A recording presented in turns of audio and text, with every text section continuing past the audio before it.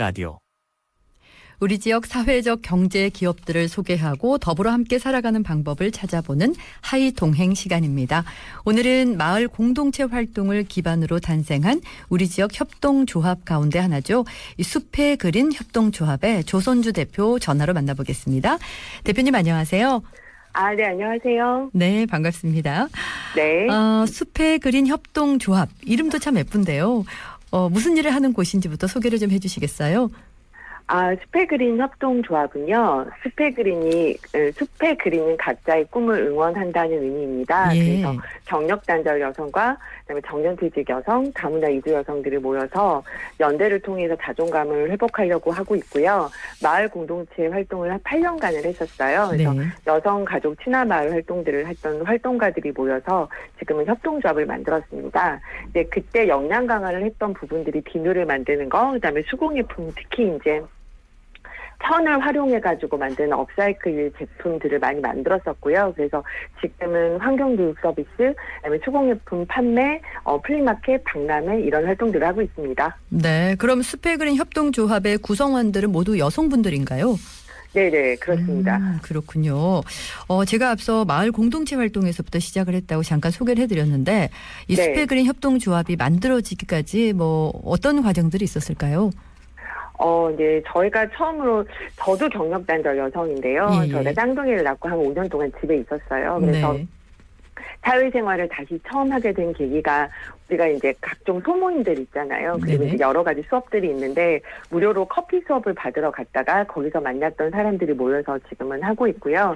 그때 배웠던 게 아마 베트남 커피였던 것 같아요. 네네. 그리고 이제 아이들한테 미싱으로 옷을 만들어주고 싶어서 했던 그런 사람들이 모여서 우리가 한번 그런 모임 활동을 해보자 해서 여성재단에 이제 소모임 등록을 했었고요. 그렇게 하다 보니까 계속 이제 동아리 활동, 이제 마을 공동체 활동을 했었고 또 이제 우연한 기회에 그러면 이제 일자리 창출까지 역량 강화까지 이런 부분들이 컨설팅을 받았었어요. 그래서 3년 전에 저희가 협동조합을 만들었습니다. 네, 그러셨군요. 쌍둥이 엄마시라면 굉장히 힘드실 것 같은데도 불구하고 네. 이렇게 이제 활동을 하고 계시는데 협동조합 형태로 기업을 운영하시면서 품목을 친환경 비누로 정하게 된 네. 이유가 있을 것 같은데요.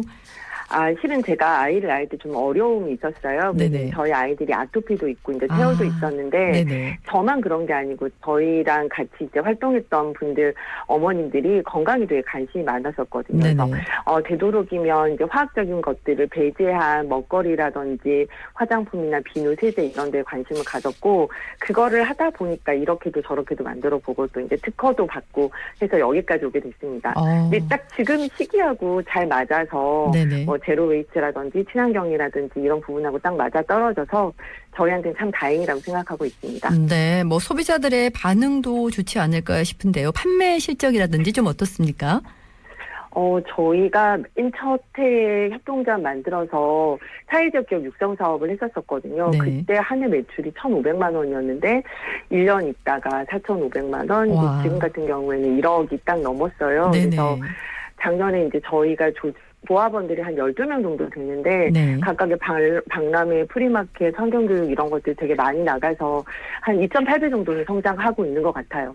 그래서 지금은 좀 안정적으로 괜찮습니다. 그렇군요. 네. 정말 그 비누라든지 또 치약도 다루고 계신다고 들었는데 이렇게 그 친환경 제품들을 지금 소비자들에게 내보이고 있고 많은 이제 좋은 반응을 얻고 계시는데요. 이 마을 공동체 사업과 협동조합을 모두 경험해 보신 입장에서 이 두 형태의 차이라면 어떤 게 있을까요?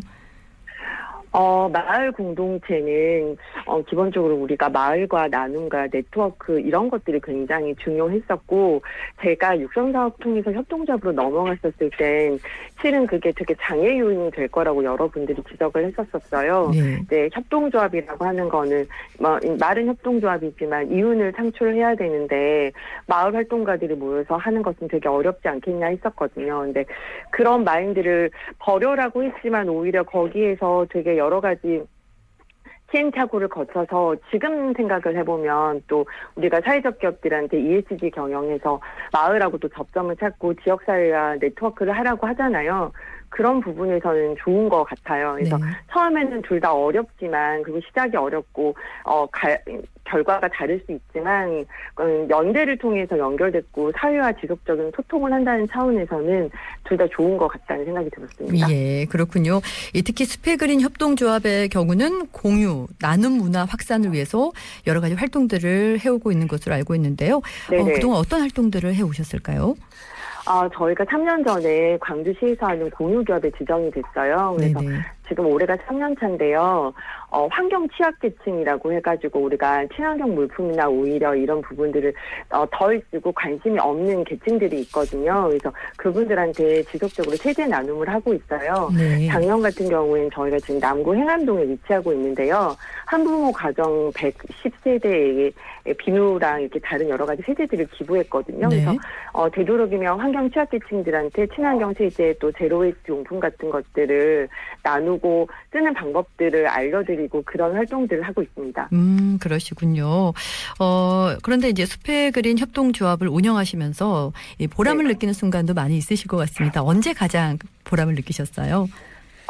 실은 비누라고 하는 게 우리가 쉽게 사서 쓸 수는 없는 부분이거든요. 네. 왜냐하면 자기가 어디선가 얻어서 쓰는 경우도 있고 아니면 수제를 쓰시는 분들은 만들어서 쓰거나 아니면 특정 제품을 쓰기 때문에 쉽지 않은데 저희가 나눔이나 기부를 해서 저희 비누를 써봤던 분들이 플리마켓 가서 여기 숲의 그린 거 저희 써봤어요. 이거 되게 좋던데요 라고 네네. 해주실 때가 있어요. 그렇죠. 그래서 그럴 때 되게 많은 보람을 느끼죠.